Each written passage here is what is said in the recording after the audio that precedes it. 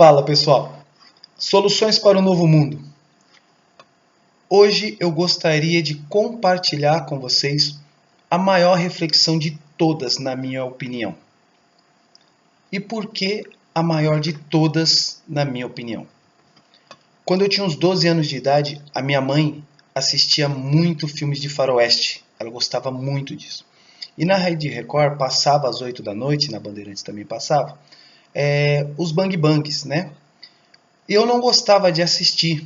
Muitas das vezes a gente tinha que dormir mais cedo.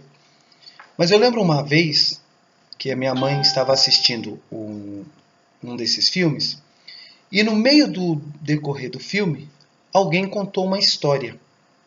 Eu não vi, mas eu ouvi a história. E essa história jamais saiu da minha cabeça. E quando eu tinha uns 16 para 17 anos, eu contei essa história num determinado lugar onde tinham adultos, né? E todos ficaram extremamente fascinados com o desfecho dessa história. Então, o que aconteceu? Depois desse dia, eu comecei a contar às pessoas que eram importantes para mim. E essa história jamais saiu da minha memória, jamais saiu da minha cabeça. E eu vi que em tempos eu contava essa história para alguma pessoa ou algumas pessoas que estavam passando por situações específicas. E essa história, ela cabia para essa situação que a pessoa estava passando ou iriam passar, por incrível que pareça. E é uma história que fala sobre destino. Não é nenhum tipo de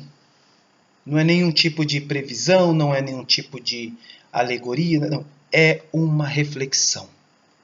Vamos lá? Chama-se O Fugitivo. Preparados? Pois bem, vamos lá.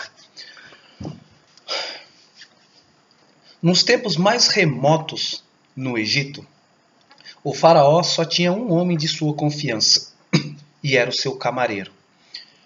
Numa certa feita, o faraó aguardava uma encomenda vindo de outra parte do mundo que era muito importante e que iria estar, num determinado dia, ali na capital do Egito, no Cairo.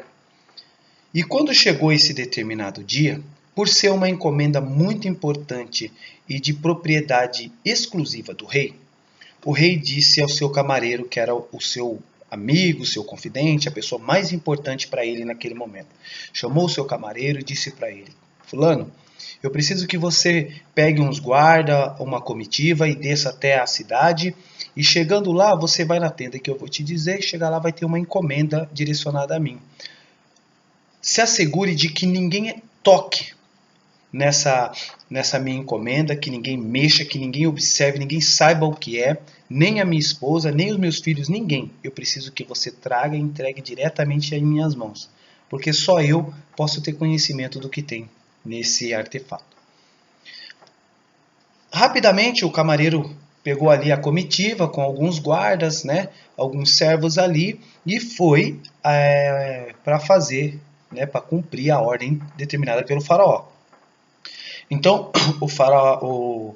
esse camareiro, ele desceu até a cidade, lá onde ficam os mercadores, e no meio daquele monte de gente que gritaria, corre, corre, ele avistou a tenda a qual havia o artefato que o faraó, né, o seu rei, havia lhe dito. Quando ele foi na direção da tenda para pegar o determinado objeto, ele recebeu uma pancada, uma espécie de empurrão muito forte pelas costas, que o projetou lá na frente. Como ele era o homem naquele momento, segundo depois do rei, virou-se com toda a autoridade e dizendo: quem ousa empurrar o segundo homem do palácio do rei? E aí, na frente dele, o espectro da morte apareceu e olhou para ele com uma cara de assustado, assim como ele também se assustou, e os dois ficaram pasmos, um olhando para o outro. Movido de uma angústia e um desespero incontrolável, ao se deparar face a face com a morte, esse homem saiu correndo em disparada no meio do povo. Em disparada no meio do povo, em direção ao palácio do faraó. Ele correu desesperadamente nas últimas pernas, com os últimos fôlegos, e foi até o faraó. se jogou aos pés dele em desespero, gritando como um louco, pedindo ajuda ao faraó. O faraó pedindo para que ele se contesse, se acalmasse e dissesse o que aconteceu. O homem levanta numa angústia apavoradora, olhou para ele e disse: eu nunca te pedi nada, mas eu preciso de uma ajuda sua, faraó. Preciso que me conceda o último pedido. E aí o faraó disse: claro, o que aconteceu? No que eu posso te ajudar? Então o jovem camareiro disse para ele: me dê o seu cavalo, que é o mais forte, o mais rápido e o mais preparado para que eu fuja para a cidade de Samaria, aonde lá o espectro da morte não vai me encontrar. E o rei disse: mas por que você quer fugir? Ele fala: porque hoje eu me deparei com a morte e antes que ela me encontre, eu quero fugir. E ele suplica ao faraó que entregue o seu único cavalo para que ele consiga livrar-se dos laços da morte. O faraó, num sentimento de dívida com o seu camareiro, lhe entrega o cavalo e diz que ele pode ir.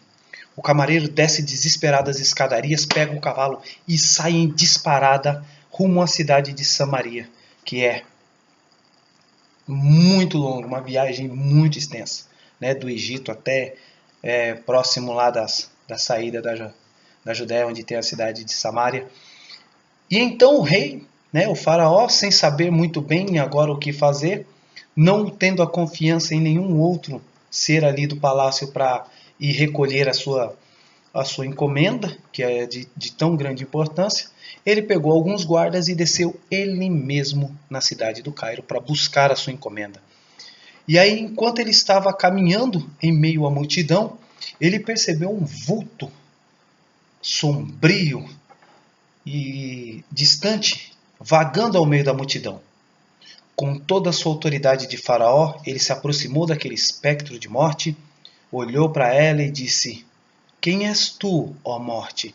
Como ousa a apavorar e a querer ceifar a vida do meu servo, o meu camareiro tão fiel? Lentamente o espírito da morte se vira para o faraó e diz: ó faraó, eu nada tenho com o seu camareiro.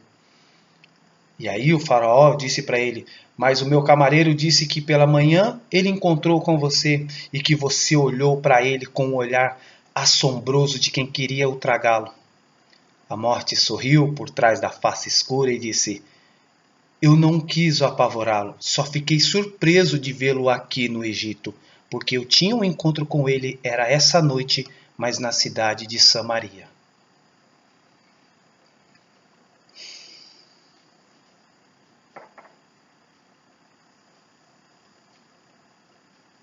Essa é uma reflexão sobre decisão, sobre comportamento, sobre destino, sobre as nossas vidas.